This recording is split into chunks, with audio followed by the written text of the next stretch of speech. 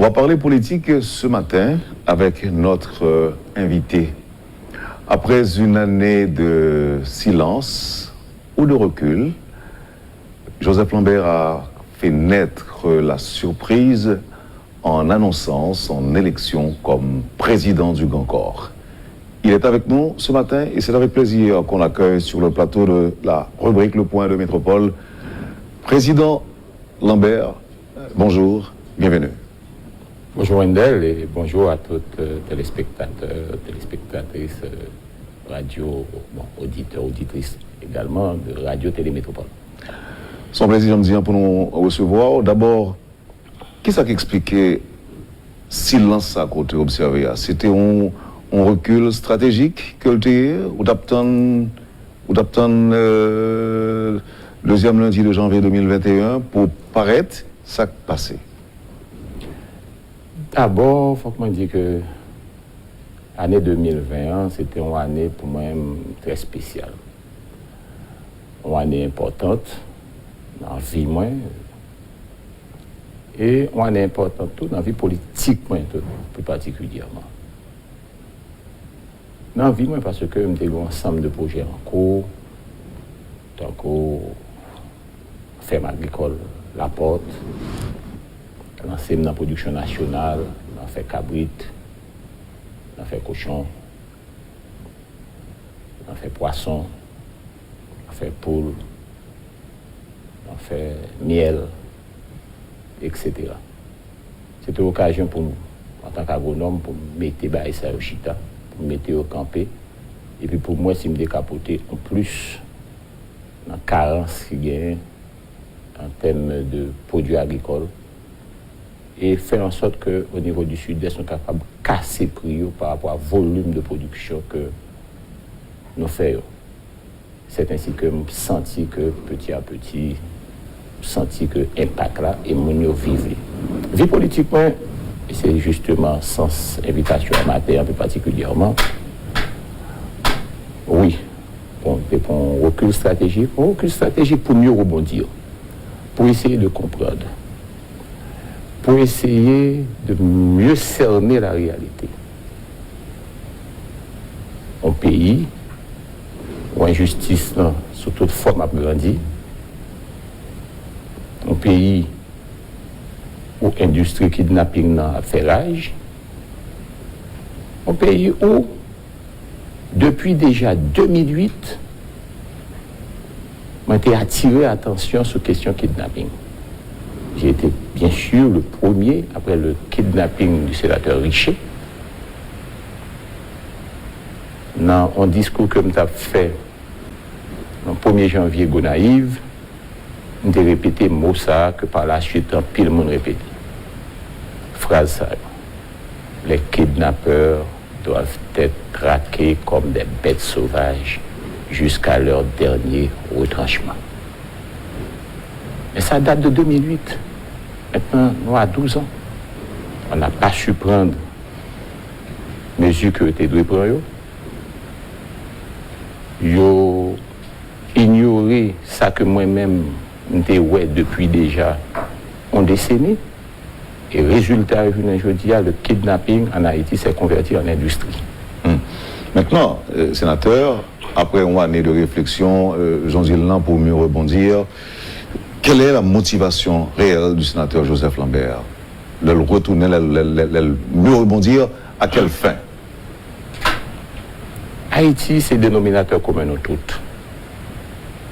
Pas de plus bon côté que le monde a vivre que Haïti.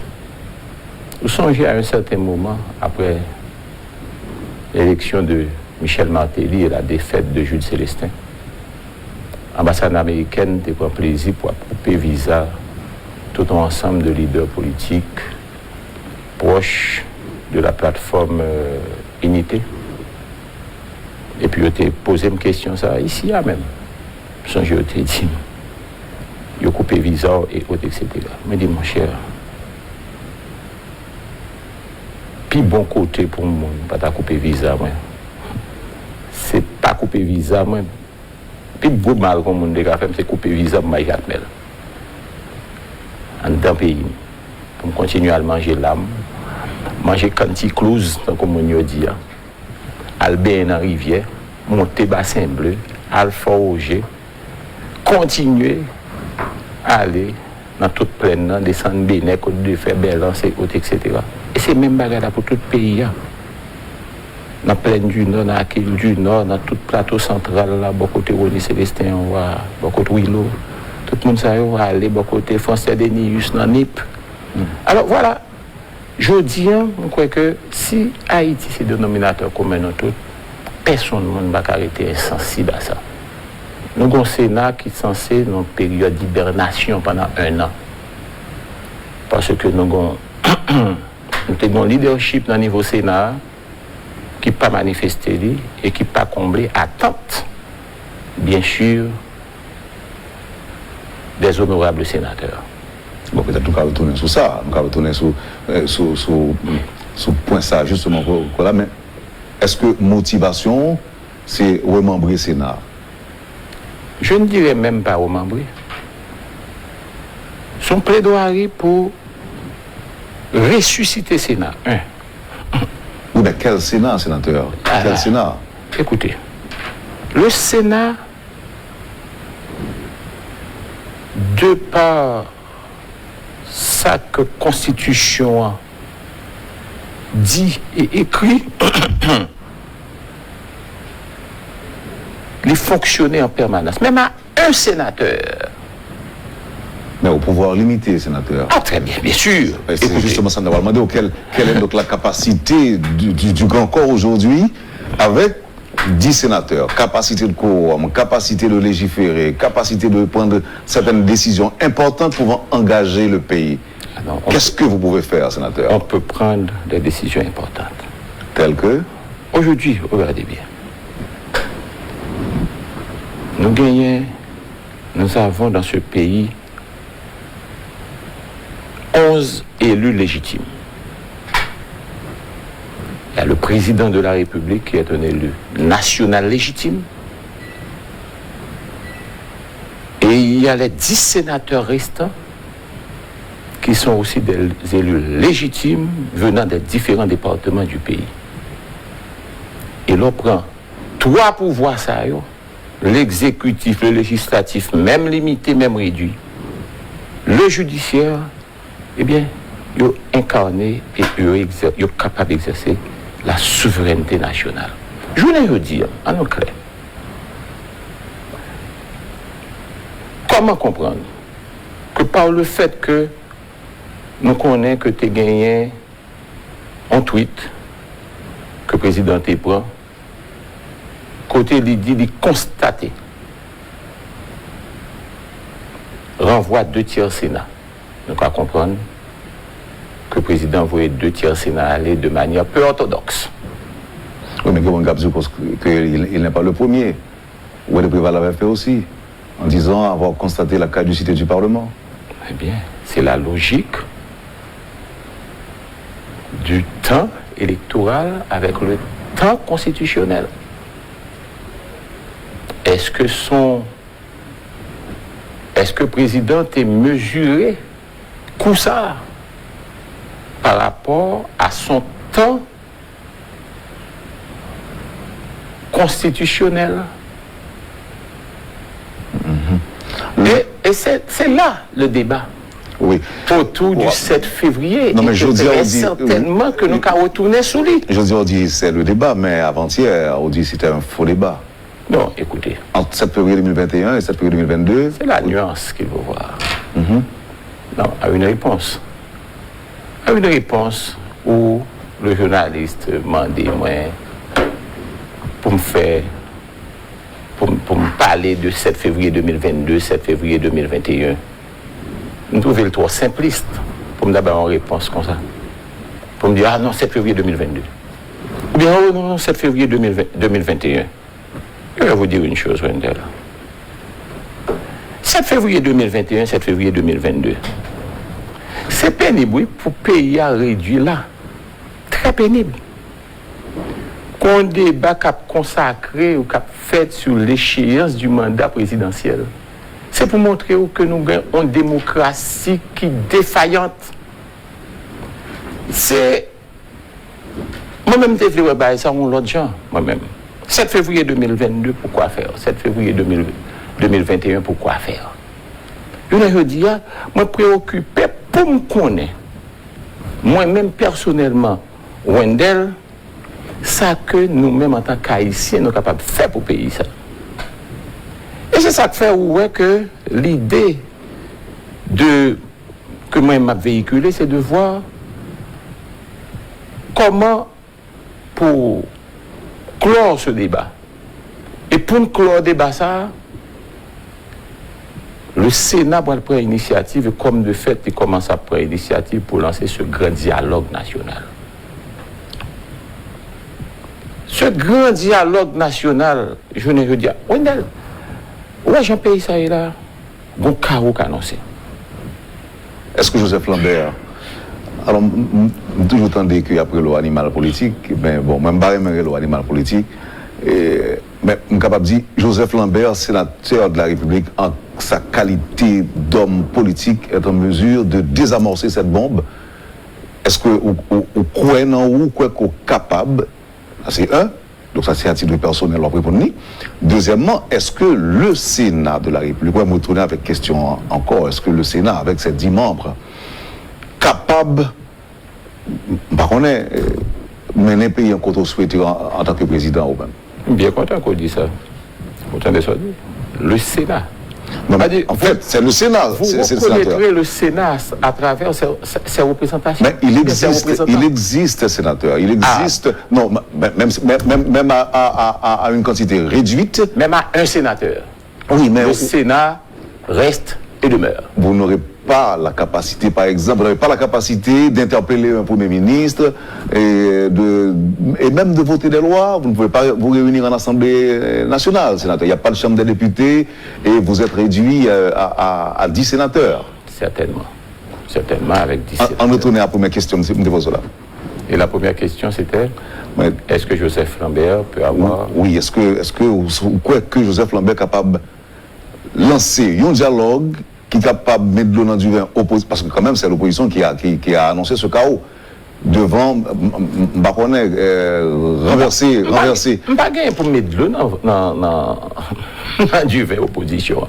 Tout le temps, moi pas gagner. Ou bien tout, convaincre le président à s'asseoir avec l'opposition. Justement, je n'ai pas non plus à convaincre le président. C'est s'il voulait. C'est s'il voulait. Mais comment on peut le faire? Parce qu'aujourd'hui, nous avons Haïti. C'est Haïti qui doit être au cœur des débats. Et c'est Haïti qui doit être au cœur de nos préoccupations. La question n'est pas satisfaire l'opposition ou déranger le président, ou vice-versa. La question est de voir, comment on peut réinstaurer l'ordre démocratique dans ce pays qui a été rompu, restaurer l'ordre démocratique dans ce pays qui a été rompu depuis le 13 ou 12 janvier 2020. Pourquoi? Parce que, en fait... Alors madame dit pourquoi? Madame dit comment plutôt? Bon. Comment restaurer? L'ordre démocratique a été rompu au 2e lundi de janvier 2020, avec un tweet du président de la République qui renvoie automatiquement 2/3 du Sénat. Aujourd'hui, nous voilà avec, bien sûr, un président de la République qui n'a ni un conseil de banque légitime ratifié par le Sénat, ni un conseil de BNC légitime ratifié par le Sénat, ni un directeur général légitime ratifié par le Sénat. Nous sommes tous en de facto, en de fait, illégitimes. Nous avons un président maintenant qui ne fait que prendre des décrets par-ci, par-là, et même, le président n'a pas même choisi, consulter les 10 sénateurs pour pouvoir au moins donner une certaine tête de légitimité à ces initiatives. Même là, il n'a pas entré dans 5,50 dans son droit, peut-être que le cas gagne en l'absence, bien sûr, d'un parlement fonctionnel, mais le président aurait pu se montrer beaucoup plus intelligent et faire de telle sorte que l'y impliquer des sénateurs restant, non, même à titre consultatif. Voilà qu'aujourd'hui, le président Outrouvel prend une initiative pour lui qui ça? Pour changer la constitution. Et pas même changer la constitution seulement, non? Pour instaurer à travers cette constitution un autre système politique. Écoutez, nous avons un système politique semi-présidentiel, semi-parlementaire. Aujourd'hui, avec ce projet de nouvelle constitution, nous avons un système politique présidentiel. Et dans ce système politique présidentiel, un président et un vice-président, une chambre de députés et un Sénat absent. Et le président, le 5 janvier 2021, a pris un décret. Et dans le décret, ça, le président n'a visé aucun article de la Constitution. Ce qui Constitution a fonctionné là, ça signifie que bon malaise.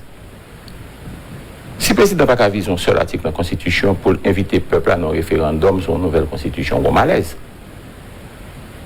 Et si bon malaise, la meilleure façon peut-être de faire est d'initier un dialogue avec tous les secteurs de la vie nationale de façon à faire secteur ça approprier projet ça que le gagnant qui est bon. D'ailleurs, si vous me demandez est-ce que je suis pour cette nouvelle constitution, une nouvelle constitution, je vous répondrai tout de suite oui. Dans le fond, oui.